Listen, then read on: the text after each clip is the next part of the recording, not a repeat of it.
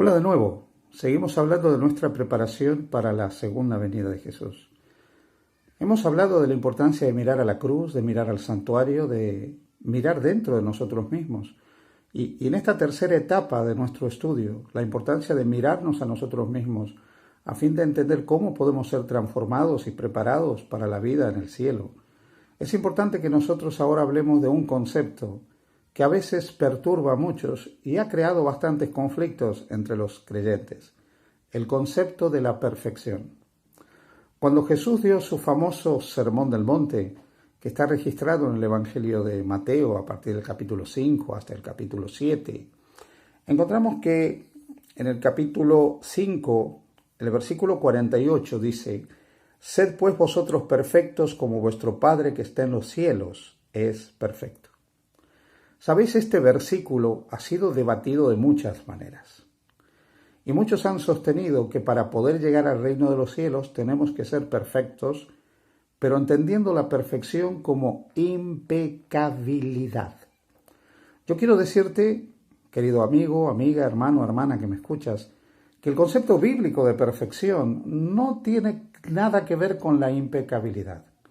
En la Biblia la perfección es un camino, es un proceso, es una experiencia que se va viviendo de tal manera que nosotros somos perfectos y vamos creciendo en perfección. Lo primero es que hay que entender cómo se da la dinámica de esta perfección. Decíamos en el estudio anterior que todos nacemos con una naturaleza pecaminosa. Y esa naturaleza pecaminosa nos lleva a nosotros a tener tendencias al pecado, a buscar el pecado, a sentirnos atraídos por el pecado. ¿De qué manera entonces se produce la perfección en seres que tienen una inclinación al mal? De dos maneras. La primera nos la expresa con toda claridad la carta a los Hebreos, carta que hemos estado leyendo bastante para hablar de nuestra preparación para la segunda venida. En el capítulo 10 de Hebreos, en el versículo 14, hablando de la entrega de Cristo en la cruz a favor nuestro, por nosotros, dice: «Porque con una sola ofrenda hizo perfectos para siempre a los santificados». Mira qué pasaje más hermoso. Con una sola ofrenda, la suya, la de Él, que se entrega como cordero, cargando nuestras culpas. Es el cordero de Isaías 53, el sustituto que viene a dar su vida en lugar de cada uno de nosotros, aquel que se hace maldición por nosotros. Con esa sola ofrenda, única, absoluta, completa, irrepetible, con esa entrega de Cristo, con esa expresión de Él, consumado es, la obra está hecha, con esa entrega plena de esa vida impecable y perfecta, nosotros somos hechos perfectos a los ojos de Dios. Cuando creemos en Jesús, toda la perfección del Hijo de Dios es puesta a la cuenta de cada uno de nosotros.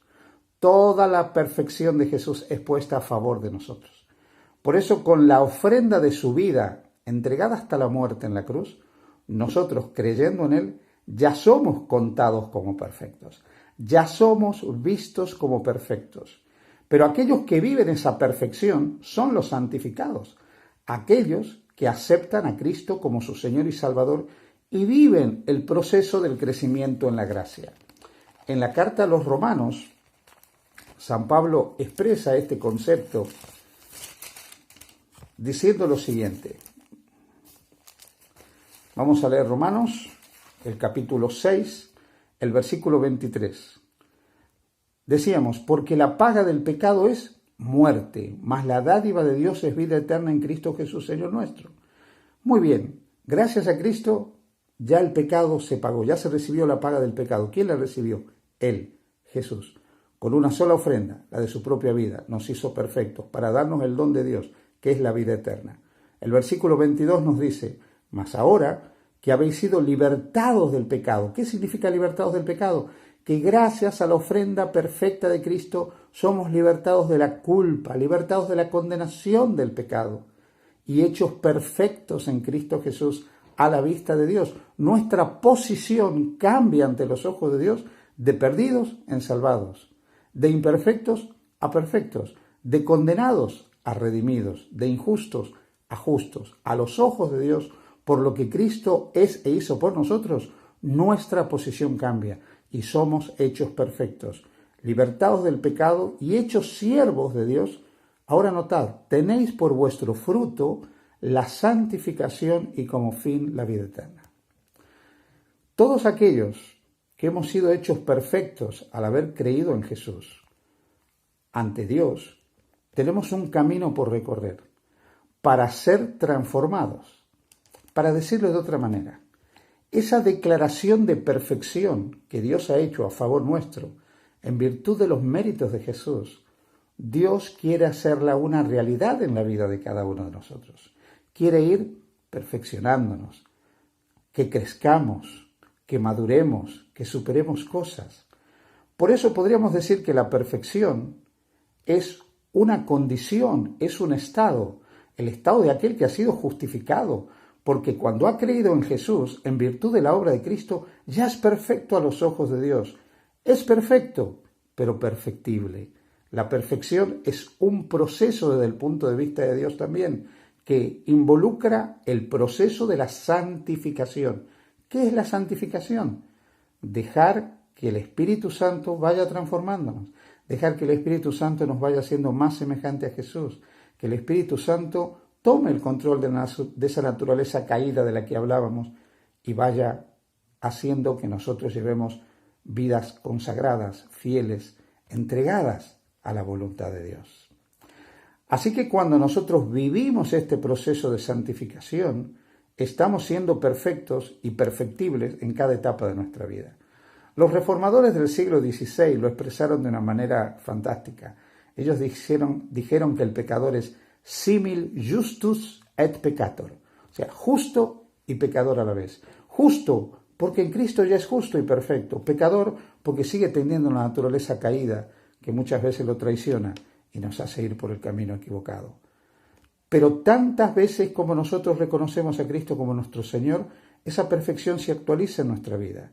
Ese sacrificio de Cristo único, absoluto, que nos ha hecho perfectos para siempre, esa ofrenda nos mantiene perfectos si nosotros seguimos confiando en Cristo como nuestro sustituto, a la vez que vamos siendo perfeccionados, santificados, transformados. En ese proceso, como dijimos, hay momentos en que podemos fallar.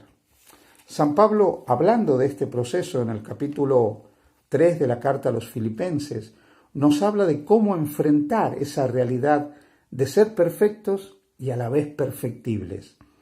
Capítulo 3, a partir del versículo 12 hasta el versículo 15, dice: no que lo haya alcanzado ya, ni que ya sea perfecto, sino que prosigo por ver si logro asir aquello para lo cual fui también asido por Cristo. Hermanos, yo mismo no pretendo haberlo ya alcanzado, pero una cosa hago, olvidando ciertamente lo que queda atrás y extendiéndome a lo que está delante, prosigo a la meta, al premio del supremo llamamiento de Dios en Cristo Jesús. Qué bonito. San Pablo dice, no pretendo ya ser impecable, no pretendo haber alcanzado una perfección absoluta, pero olvidando lo que queda atrás, prosigo, avanzo. Y eso es lo que tenemos que hacer.